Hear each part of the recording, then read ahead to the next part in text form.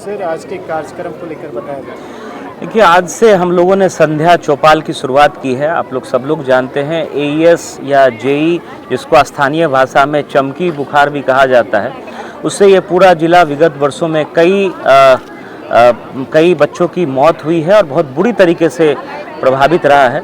लेकिन अच्छी बात यह है कि विगत 2 वर्षों से किसी भी बच्चे की 2024 में और 2023 में इस बीमारी से किसी भी बच्चे की दुखद मृत्यु नहीं हुई है।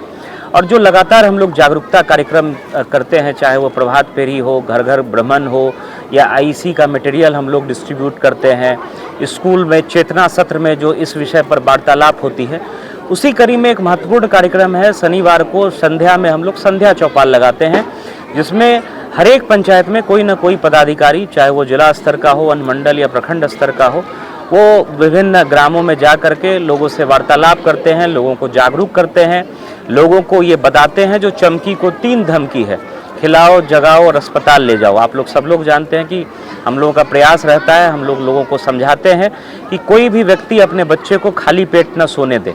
ये सबसे पहला कर्तव्य है उनका।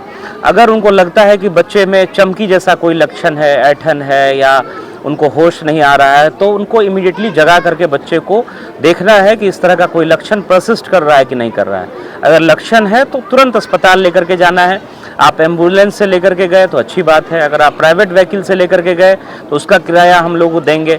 प्राइवेट व्हीकल की टैगिंग हम लोगों ने हर एक पंचायत में कर दी है। तो इस बार भी हम लोगों का इन कार्यक्रमों के माध्यम से पूरा प्रयास है कि लोगों में जागरूकता भी बढ़ेगी और विगत 2 वर्षों में जैसे कोई कैजुअलिटी नहीं हुई है, कोई डेथ नहीं हुआ है, हम लोगों का प्रयास है कि इस वर्ष में भी जो आगे कुछ महीनों में ये कार्यक्रम चलेगा, और जो गर्मी जब और तेज होती है तो इसका प्रभाव और इससे जो प्रभावित बच्चे हैं उनकी संख्या बढ़ती है। लेकिन हम लोग का यह प्रयास रहेगा कि भले ही केसेज आएँ, बच्चे बीमार पड़े, लेकिन उनका बेहतर इलाज हो और वो स्वस्थ होकर के घर जाएं। इस दिशा में कार्यक्रम है। आप लोगों के माध्यम से सभी जिले के वासियों से मेरी अपील है, ये जो चमकी को जो 3 धमकी के बारे में मैंने बताया, उसका आप लोग ख्याल रखें। और अभी जैसे मॉर्निंग स्कूल हो गया है, कई बार दिखता है कि बच्चे 1 बजे के आसपास घर आए और उसके बाद धूप में खेलना शुरू कर दिया, तो डिहाइड्रेशन से भी बहुत समस्या होती है। तो ये सब जो छोटी छोटी सावधानियां हम लोगों को रखनी है। अस्पताल में दवाइयाँ प्रॉपर हैं, डॉक्टर्स और पैरामेडिकल स्टाफ की हम लोग उपस्थिति दर्पण प्लस जो ऐप है उसके माध्यम से सुनिश्चित करा रहे हैं।